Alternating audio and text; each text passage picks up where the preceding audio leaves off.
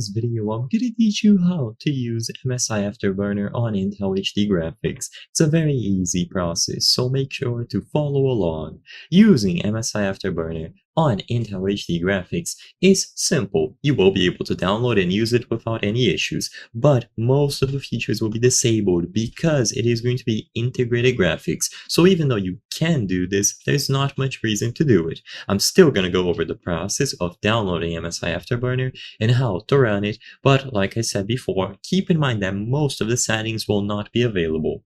MSI Afterburner is supposed to be used with dedicated graphics card, so you can use overclocking tools, you can control the fan speed and so on. But because Intel HD graphics is not demanding at all, it isn't going to be suitable or needed.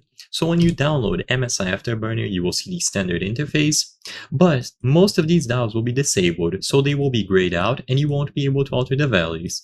In here you will see Intel HD or Intel Integrated Graphics, which means that you are using the integrated graphics of your PC, and besides this, there's not much else to do. So you won't be able to change the voltage, clock, fan speeds. Everything will still be tracked up here, and you can take a look. But something that you can do with MSI Afterburner is to go into the settings and manage the on-screen display and use the monitoring tools. This will allow you to keep track of the FPS while gaming and other things like the frame time, temperatures, and so on.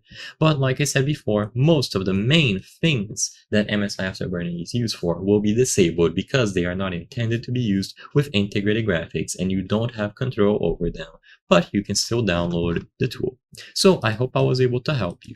If this video cleared up any questions that you had, please consider subscribing. As you can see, 83% of the people watching our videos are not subscribed.